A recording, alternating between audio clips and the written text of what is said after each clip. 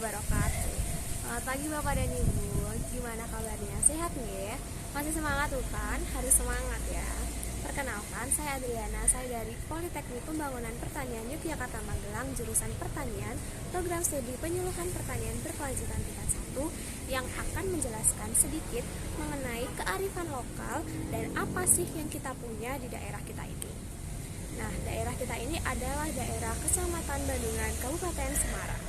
Tahu nggih Kabupaten Semarang? Iya, kabupaten kita sendiri tuh. Nah, Kecamatan Bandungan Kabupaten Semarang ini adalah salah satu kecamatan yang ada di Kabupaten Semarang. Kecamatan Bandungan ini memiliki 10 desa atau 10 kelurahan yang ada di dalamnya. Kecamatan Bandungan ini memiliki luas sekitar 48 km dengan 58.799 jiwa yang tinggal di dalamnya. Kecamatan Bandungan ini adalah kecamatan yang ada di bawah atau di lereng Gunung Ungaran. Tahu nggak Gunung Ungaran?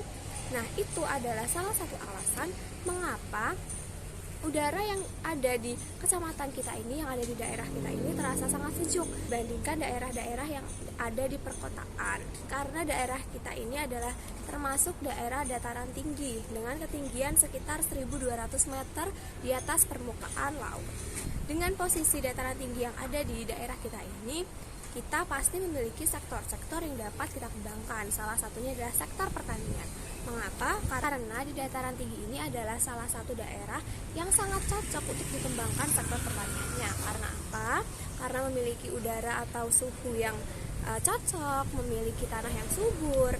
Dengan kita yang memiliki begitu luas lahan yang ada, nah kita sebagai pemuda-pemudi atau agrososiopreneur yang mampu mengembangkan beberapa kesempatan-kesempatan tersebut yang bisa dijadikan beberapa usaha yang nantinya akan menguntungkan kita nih.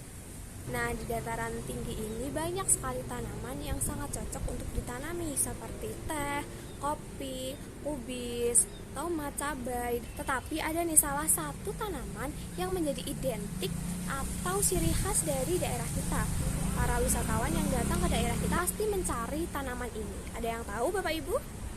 Iya, betul sekali, bunga krisan. Krisan ini adalah tanaman hias atau tanaman pekarangan yang memiliki berbagai macam jenis dengan berbagai macam bentuk dan warna, membuat para wisatawan atau para konsumen tertarik untuk membeli atau membudidayakan tanaman ini. Nah, Bapak dan Ibu pasti tahu kan bunga krisan, bahkan Bapak dan Ibu sekalian pasti juga ada yang seorang petani bunga krisan. Nah, maka dari itu adalah suatu kearifan lokal atau suatu manfaat yang kita punya yang nantinya bisa menguntungkan kita. Nah, bagaimana caranya kita sebagai produsen atau kita sebagai petani mampu menarik konsumen atau menarik para pembeli agar konsisten untuk membeli bunga krisan atau tanaman hias lainnya di kita. Nah, dengan cara kita bisa melakukan perawatan atau penanaman secara intensif supaya hasil tanaman yang kita tanam itu bisa lebih maksimal dan lebih menarik para konsumen untuk membeli di kita. Bagaimana sih Mbak cara perawatan atau penanaman yang benar? Nah, saya punya nih beberapa hal yang perlu diperhatikan oleh Bapak dan Ibu sekalian. Yang pertama adalah penentuan waktu tanam. Bunga krisan ini adalah bunga yang tumbuh pada musim gugur. Nah, sehingga penanaman yang cocok untuk bunga krisan ini adalah di saat akhir musim hujan, saat tanah tidak terlalu basah dan tidak terlalu kering. Yang kedua adalah penyiramannya. Waktu penyiraman yang baik adalah di saat pagi hari dan dilakukan hanya sekali dalam sehari. Jangan dilakukan malam, siang, atau sore hari. Dilakukan pagi hari karena apa? Karena nanti air yang kita siram pada pagi hari ini akan menguap saat siang harinya. Yang ketiga adalah pemupukan. Pemupukan ini adalah hal yang tidak wajib sih dilakukan, tetapi tidak apa-apa karena pemupukan ini bertujuan untuk menambahkan nutrisi kepada tanaman yang kita tanam. Pemupukan ini dilakukan dengan menambahkan pupuk ke dalam media tanam yang kita gunakan.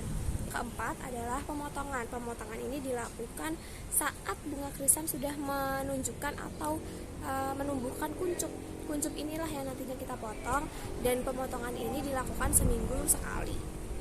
Nah, itu tadi beberapa hal yang mungkin perlu diperhatikan oleh Bapak dan Ibu yang ingin menanam atau membudidayakan bunga krisan. Nah, bunga krisan ini adalah salah satu kearifan lokal atau ciri khas yang kita punya di daerah kita, sehingga kita sebagai petani atau kita sebagai pemuda-pemudi atau kita sebagai agrososiopreneur harus mampu mengembangkan atau meningkatkan apa yang kita punya nih. Karena bunga krisan ini juga sudah terkenal, bahkan bunga krisan ini dijadikan sebagai objek untuk mendukung sektor pariwisata. Contohnya apa? Ada yang tahu? Iya benar, Celosia yang ada di Badungan ya Bapak Ibu ya.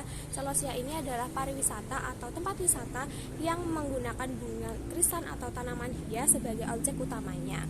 Nah, disitulah kita bisa melakukan promosi supaya kita bisa mengenalkan bunga krisan atau tanaman hias lainnya kepada para wisatawan dari luar daerah. Jangan sampai hal tersebut bisa tergantikan karena adanya perkembangan zaman, perkembangan teknologi yang nantinya bunga-bunga cantik seperti itu bisa tergantikan oleh bunga sintesis atau bunga palsu. Jangan sampai ya Bapak dan Ibu, kita sebagai para petani harus mampu memanfaatkan apa yang kita bisa, harus mampu mengembangkan apa yang kita bisa, dan bisa lebih menjadi petani yang bijak tanpa meninggalkan budaya atau kearifan lokal yang ada di daerah kita. Nah, seperti itu yang bisa saya sampaikan. Bila ada tutur kata yang kurang berkenan atau kata yang salah, saya mohon maaf sebesar-besarnya. Wassalamualaikum warahmatullahi wabarakatuh.